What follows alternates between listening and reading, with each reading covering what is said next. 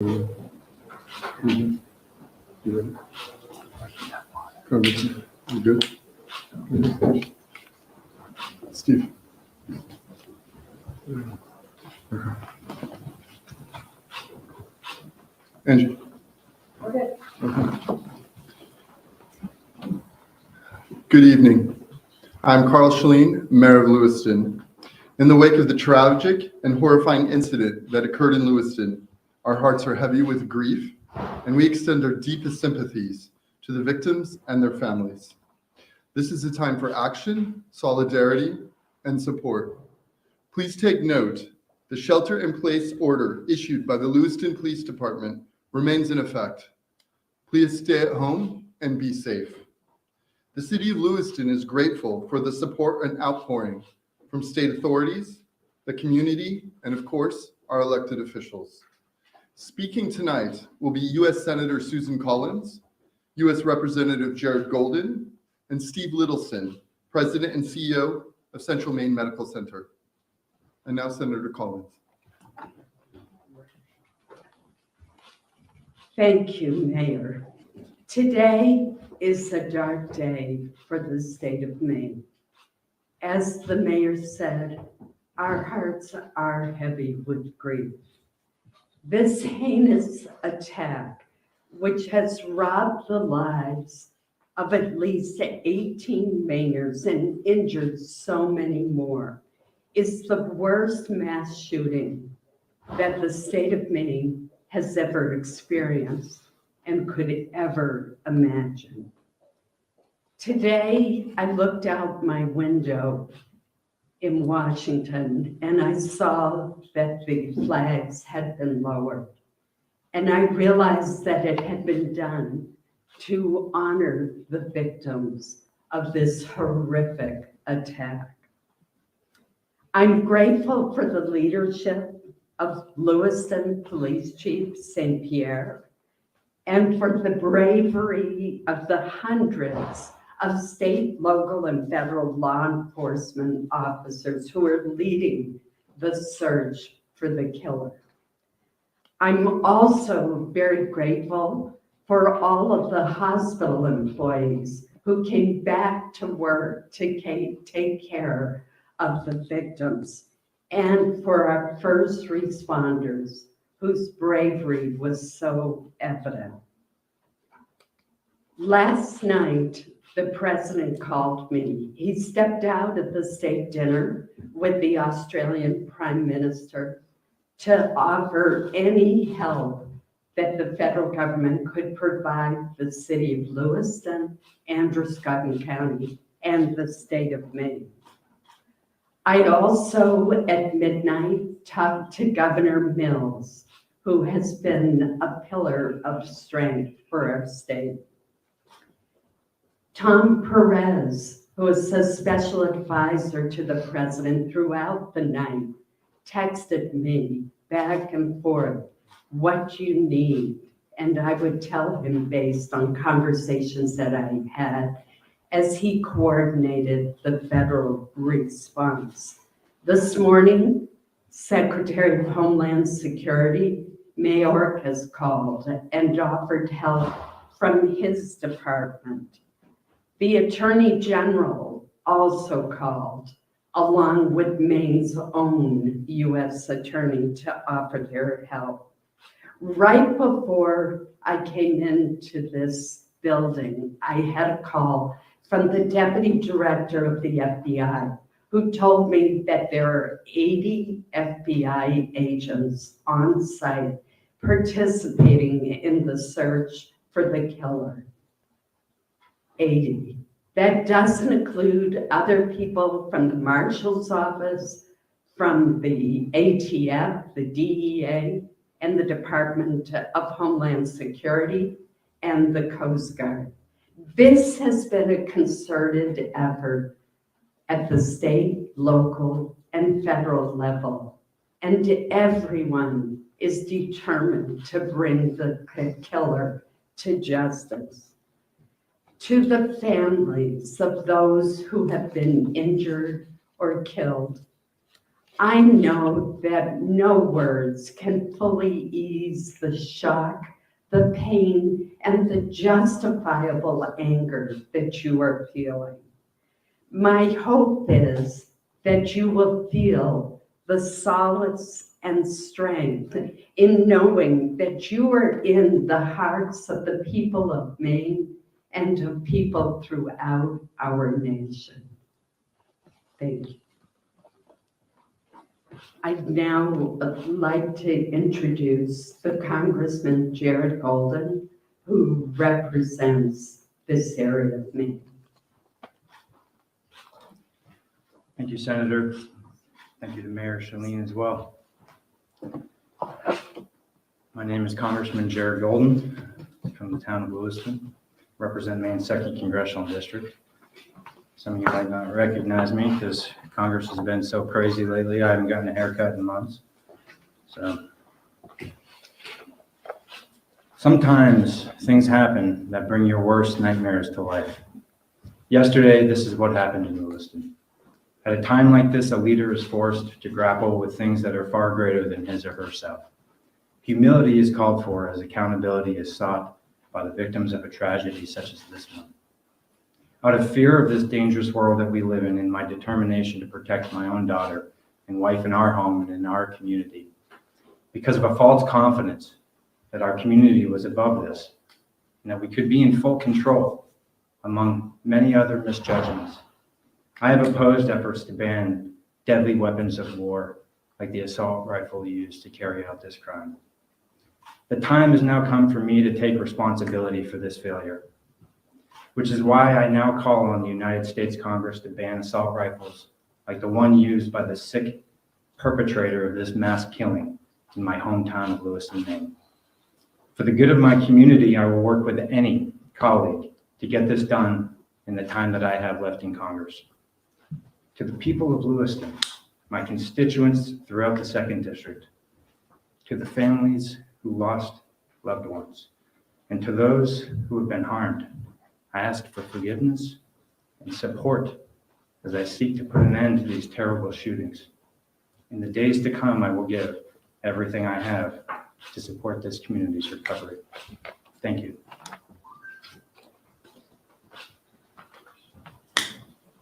And now I would like to introduce Steve Littleson, President and CEO of Central Maine Medical Center.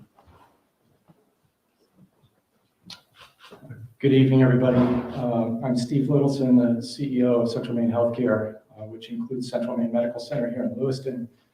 On behalf of the 3,000 professionals and team members of Central Maine Healthcare, I too would like to extend our deepest condolences to the families of the victims of the events of last night. I would also like to acknowledge the compassion and the expertise and the teamwork displayed by the healthcare professionals in this community last night when called upon under the most extreme circumstances. Just to give you the numbers as we have them now, I know there's been some confusion, and I would like to take the opportunity to just let you know what we dealt with and what we have currently in our hospital. All but one of the patients that were taken from the scenes last night were brought to Central Maine Medical Center. One was transported directly to St. Mary's Medical Center here in Lewiston. Of those patients, 2 were treated and discharged. 1 of those patients was transferred from Central Maine Medical Center to Maine Medical Center in Portland. 3 patients, unfortunately, passed away in Central Maine Medical Center last night. Of those, 8 remain now, and we have 5 patients who are in stable condition, 3 who are in critical condition in our critical care unit. Just to give you a sense of the scope of what we dealt with within a relatively short period of time, last night, within about 45 minutes to an hour, we had 6 fully staffed and running operating rooms at Central Maine Medical Center caring for the wounded and the victims. The professionals that were operating simultaneously in those 6 operating rooms included orthopedic surgeons, general trauma surgeons, urologists, vascular surgeons, as well as anesthesiologists and support personnel. I would like to also express our appreciation for all of the support that we received and continue to receive even through today First from the city of Lewiston. Secondly, from law enforcement. We still have a law enforcement presence on the campus at Central Maine Medical Center. The other area hospitals that came to our support, we needed blood transferred to Central Maine Medical Center very quickly, and two of the hospitals, Maine General and St. Mary's, accommodated us. Maine Med in Portland stood by and was ready to accept patients, and as you know, they did accept one of the patients that we transferred to them. And also the various community partners that came to aid and support us last night, including emergency response personnel from Life Flight of Maine, and others. As one of the counselors said to me before we walked in tonight, often people underestimate our capabilities here to care for people locally. I think last night we proved that by working together, we can do just that under the most trying circumstances. Thank you.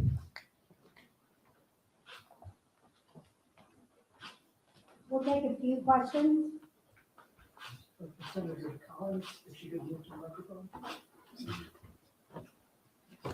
Senator, you just heard from Representative Jared Golden that he has changed his mind on an assault rifle ban. Would you do the same? Well, first of all, let me say that I think it is more important that we ban very high capacity magazines. I think that would have more input and more effectiveness. We had an assault weapon ban, which I supported, that was in effect for 10 years. It applied to, I believe, 17 or 19 styles of weapons. Later, the late Senator Dianne Feinstein proposed an expansion that would have covered 157 weapons. And it was based not on functionality, but on cosmetic features. So there's always more that we can do. I was a co-author of the bipartisan Safer Communities Act, which provided funding, for example, for red and yellow flag laws and for mental health clinics, which I think is important as well. So certainly there's always more that can be done. Senator, a decade ago, though, you opposed legislation that limited access to expanded, stocks and firearms capacity. Are you suggesting that you would do something different now?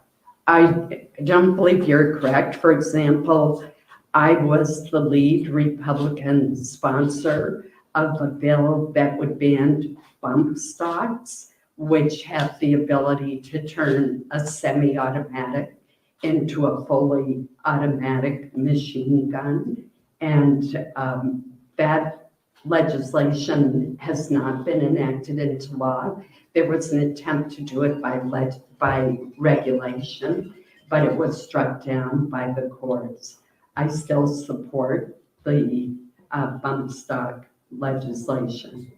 The other thing that I think we can look at is, and I advocated, was to increase the age at which you could purchase a high capacity rifle from 18 to 21, the way it is for a handgun.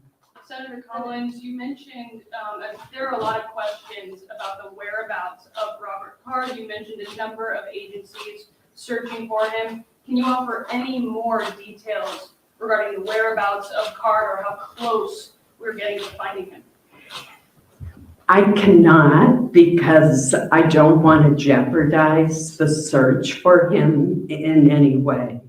I have talked extensively to law enforcement, and as I said, just very recently with the FBI deputy director, but I certainly don't want to jeopardize the search in any way. Were yellow flag laws used in this case? You are a big advocate of them. Do you know if they were used in this case?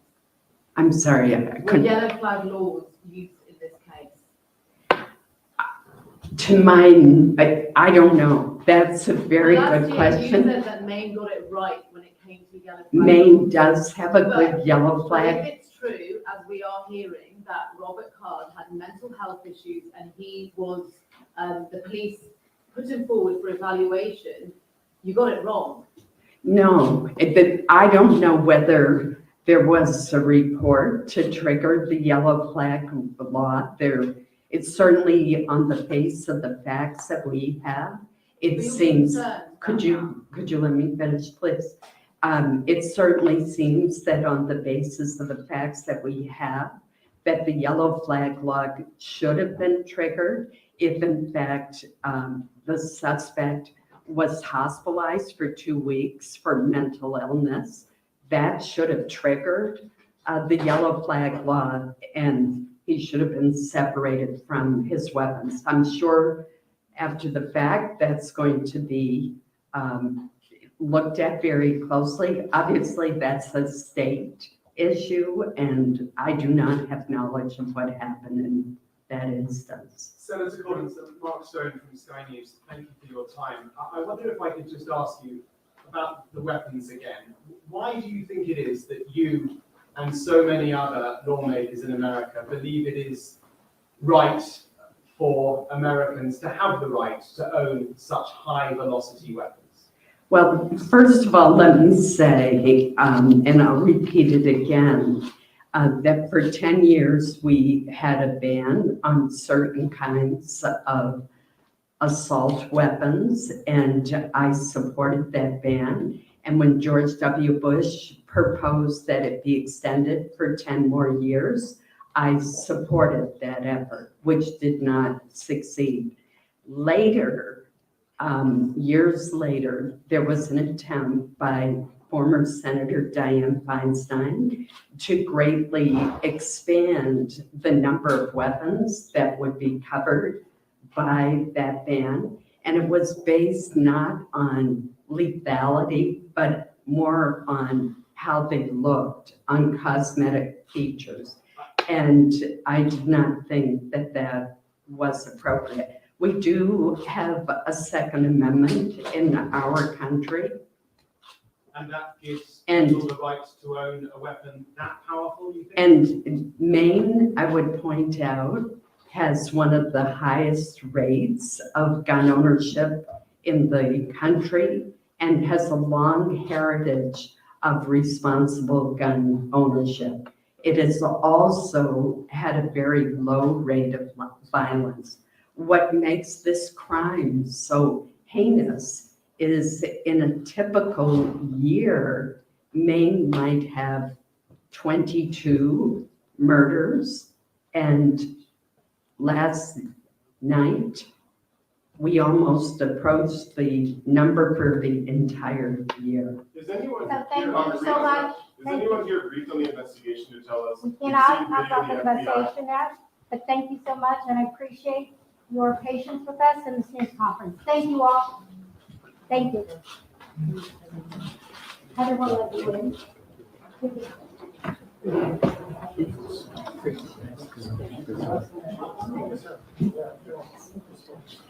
Thank you.